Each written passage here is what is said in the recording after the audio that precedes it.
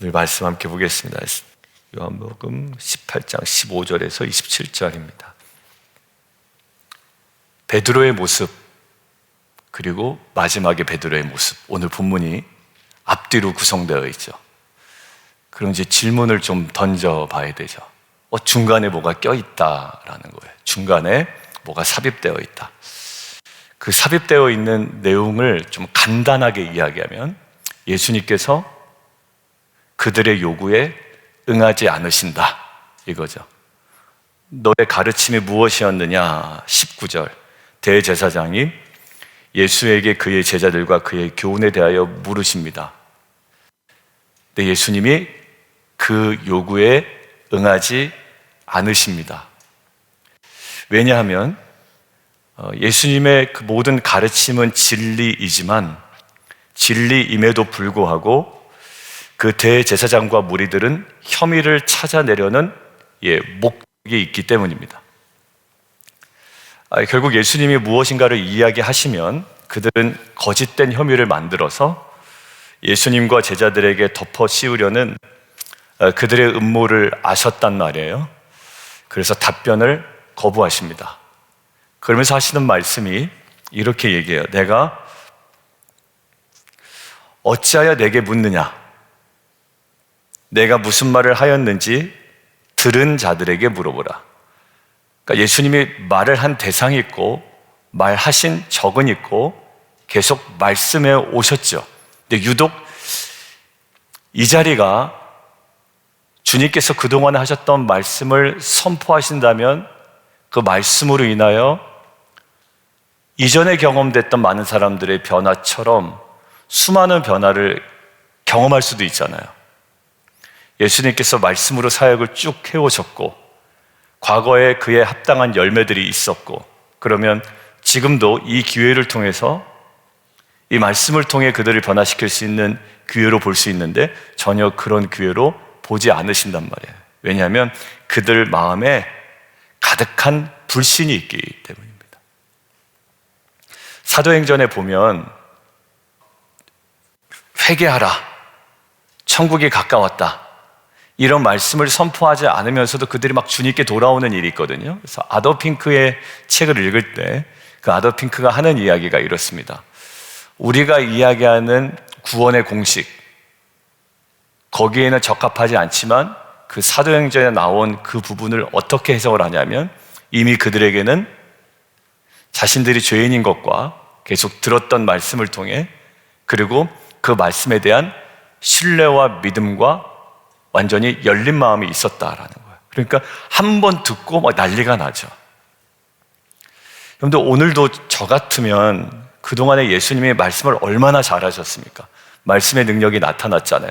오늘도 그런 기회로 삼으면 되는데 거부하신단 말이에요. 그러니까 이렇게 정리해봤습니다. 거짓 증인들 앞에서는 철저하게 침묵을 지키시는 주님이라는 거예요. 약간은 무섭더라고요. 그런데 무서웠지만 이런 말씀이 들었습니다. 철저하게 침묵하세요. 한 번 더 얘기하시는 게 체력적으로 부담되시지 않을 텐데 오히려 그것이 그들에게는 또 다른 열매로 나타날 수도 있는데 왜 말씀하지 않으실까? 근데 그들의 의도를 아시고 그들 안에 있는 불신이 있기에 그 불신하는 심령에 대해서는 철저하게 말씀하지 않으십니다. 근데 제가 바로 밑에다가 뭐라고 써놨냐면 그러나 주님 감사합니다. 저에게는 늘 말씀하시고 알려주시고 인도하십니다 라는 거. 제가 지키건 못 지키건, 그리고 전심으로 순종하건 순종하지 못하건, 내 안에 갈등이 있건 없건 간에 주님 감사합니다. 그러나 주님 저에게는 침묵하지 않으셔서 감사합니다. 여러분들, 관심이 많다라는 건요, 사랑이 있다라는 거예요. 여러분들, 무관심처럼 정말 매몰찬 거 없습니다. 예전 성도님들하고 이야기 나눠보면 가장 힘들 때가 나를 욕할 때도 힘들지만 나를 투명인간 취급할 때가 제일 힘들다고 그러더라고요. 뭐 어느 공동체 아니면 어느 집단, 어느 속으로 막 이야기하면서 저희 교회 아니고요. 제가 예전에 있었던 투명 인간 취급당할 때가 너무 속상하고 너무 힘들다는 거예요.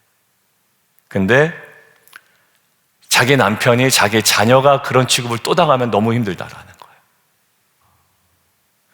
여러분들 우리는요, 내 남편이 또 내 아내가 우리 자녀가 때론 싫을 수 있어요. 못마땅할 수 있습니다. 그런데 여러분들 그거보다 더 힘든 건 우리의 자녀와 우리의 가족이 또 우리 지체가 합당한 대접을 못 받을 때 너무 속상한 거거든요. 여러분들 그러나 주님이 우리에게 성령을 통해서 계속 말씀하신다라는 건, 그리고 대화하신다라는 것, 그리고 찾아오신다라는 건 오늘의 이 대제사장 앞에서 침묵하시는 모습과 전혀 다름이에요. 우리를 뭐로 인정하신다? 믿는 자로 인정하신다. 그리고 성도로 인정하신다. 우리가 좀 불안하더라도 그래도 우리에게는 가능성을 보신다. 아니요, 우리에게 있는 가능성이 아니라 주님께서 그렇게 말씀으로 이끌어 가시겠다라는 아마 사랑과 작정하신 그 섭리와 계획이 우리 인생 가운데 있기에 주님은 오늘도 그리고 끊임없이 말씀하시는 줄 믿습니다. 여러분들 말씀하시는 하나님에 대해서 제가 좀 찾아봤는데요. 하나님은 굉장히 관심을 두시고 그리고 우리의 인생 가운데 말씀하세요. 첫 번째는 온 천하 만물이 하나님의 말씀으로 지음을 받았습니다. 그러니까 하나님의 지극히 큰 관심을 가지고 만물을 창조하실 때에 말씀으로 창조하셨어요. 그리고 모든 피조물들은 히브리서 1장 3절 능력의 말씀으로 그 존재가 보존되고 있습니다. 그리고 시편 19편 7절 하나님의 완전하신 말씀은 영혼을 소생시키십니다. 야고보서 1장 18절 하나님의 말씀은 성도들을 지속적으로 다시금 태어나게 하십니다. 사도행전 2장 41절 예수를 믿어 중생을 경험하는 일을 무엇으로 묘사하고 있냐면 하나님의 말씀을 받는 것으로 묘사하고 있습니다. 그러니까 우리가 구원받았다라고 할 때 그 진리의 말씀을 우리가 받는 것으로 사도행전에서 묘사하고 있어요. 그리고 에베소서 4장 11절 12절 하나님께서 그의 교회를 돌보시고 입히시는 방법도 하나님의 말씀을 전하는 말씀의 사역자들을 통해서이다. 이와 같이 하나님께서는 이 세상에서 그 말씀이라는 방법으로 우리와 계속 교통하기를 원하시고 우리 안에 새 일을 행하시고 궁극적으로 이 만물을 말씀으로 창조하셨다라는 거예요. 근데 오늘 대제사장들에게는 침묵하시지만 그 침묵하셨던 그 주님이 오늘 우리에게는 끊임없이 말씀하십니다. 주님의 말씀은 곧 뭐라고요? 사랑입니다. 그리고 우리를 향한 인정입니다. 그리고 우리를 향한 선한 계획이 있다라는 확증적 사건임을 믿습니다. 이 말씀이 우리를 다시 살리는 하나님의 사랑이여 능력이 될 줄 믿습니다. 두 번째는요, 베드로 얘기를 오늘 본문에서 안 할 수가 없습니다.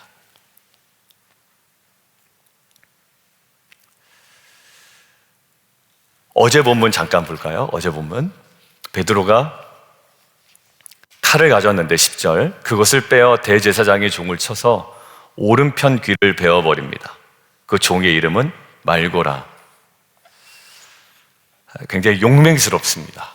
그런데 결론적으로 이야기하면 오늘 3번 예수님을 부인합니다.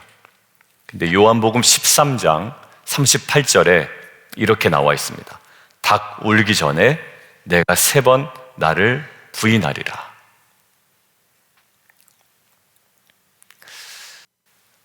정말 그렇게 3번 부인합니다. 어제 본문에 용맹스러웠던 베드로가 3번 부인합니다. 우리 누가복음 한번 말씀을 좀 찾아보면 좋겠는데요. 누가복음 22장입니다. 31절입니다.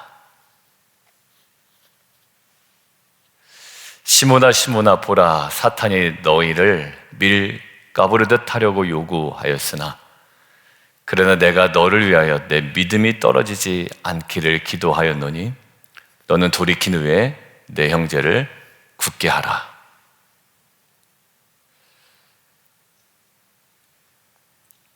내가 옥에도 그리고 죽는데도 가기를 각오했습니다. 33절. 네, 34절. 요한복음 13장에 나타난 것처럼 그런데 오늘 닭 울기 전에 네가 3번 나를 모른다고 부인하리라.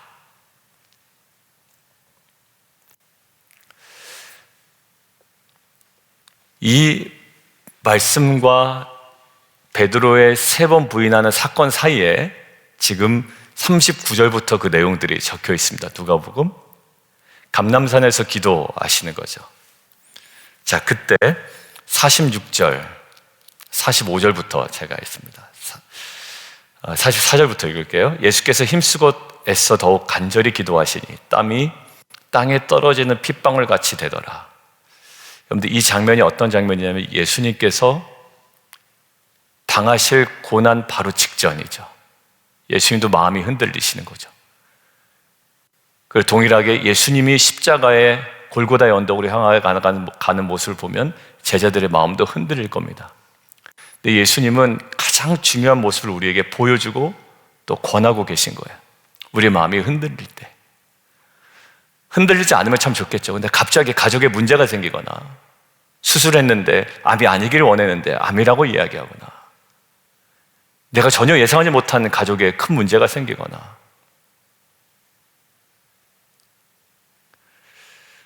마치 예수님께서 십자가에 달리기 직전에 가셨던 그 기도의 자리에 더욱 간절히 기도하시니 저는 이 부분이 주님께서 우리에게 성경을 통해서 보여주시고 그 당시에 제자들에게 보여주시려고 했던 모습이 아닐까라는 생각이 듭니다. 베드로처럼 호기 있게 내 성격으로 뚫을 수 있다고 생각하거든요. 나의 쿨함으로. 그런데 그게 인생에 그렇게 뚫리는 게 아니더라고요. 그냥 쿨하게 한다고 뚫리는 것도 아니고 내가 그것에 영향을 받지 않는다고 내가 아무리 소리를 질러도 영향을 받지 않을 수 없는 것도 아닙니다. 뭐예요? 간절히, 더욱 간절히 기도하시니 땀이 땅에 떨어지는 핏방울 같이 되니라. 근데 기도 후에 제자들에게 가서 슬픔으로 인하여 잠든 것을 보시고 이렇게 얘기하시죠. 어찌하여 자느냐? 시험에 들지 않게 일어나 기도하라. 저는 주님께서 이 베드로의 연약함을 잘 아셨다고 생각이 들어요. 막 책망은 하지 않으시잖아요. 호기 있게 말고의 귀를 배웠던 베드로가 금방 3번이나 부인합니다. 그런데 분명히 예수님께서 3번 부인한다고 말씀을 하셨죠. 그러니까 베드로에게는 지금 뭐가 결여되어 있냐면 이 주님의 경고 앞에 더욱 간절히 기도하라. 주님께서 시험에 들지 않도록 기도하라. 우리는 왜 시험이 드느냐? 문제가 커서 시험에 드는 건 아니라고 생각이 들더라고요. 문제가 커서 시험에 드는 게 아니라 사실 주님과의 관계 부족, 오늘 표현에 의하면 기도의 부족이에요. 기도가 조금 깊이 들어가면 그 문제를 어렵지만 감당해냅니다. 감당해내요. 쉽진 않아요. 하지만 감당해내는 거예요. 근데 우리 안에 기도가 없으면 문제가 너무 크게 보이고 전부인 것처럼 여겨지고 거기에 완전히 압도되어지죠. 그리고 베드로의 문제는 말씀 앞에 겸손하지 못했습니다. 어떤 말씀? 3번 네가 나를 부인할 거다. 에이, 그럴 리가 라는 거예요. 여러분들 결국 22장 한번 62절 한번 보실까요? 22장 62절. 베드로가 마지막에 결국 어떤 모습을 봅니까? 한번 읽죠. 같이 시작. 밖에 나가서 심히 통곡하니라.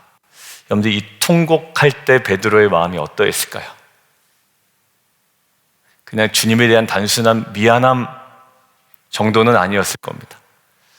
주님께서 하셨던 말씀 3번 네가 나를 부인하리라 하심이 생각났다라는 거잖아요. 여러분들 그 순간에 뭐가 깨달아져요? 말씀이 깨달아져요. 여러분들 한번 눈으로 보세요. 61절. 왜 울었는지 나와요.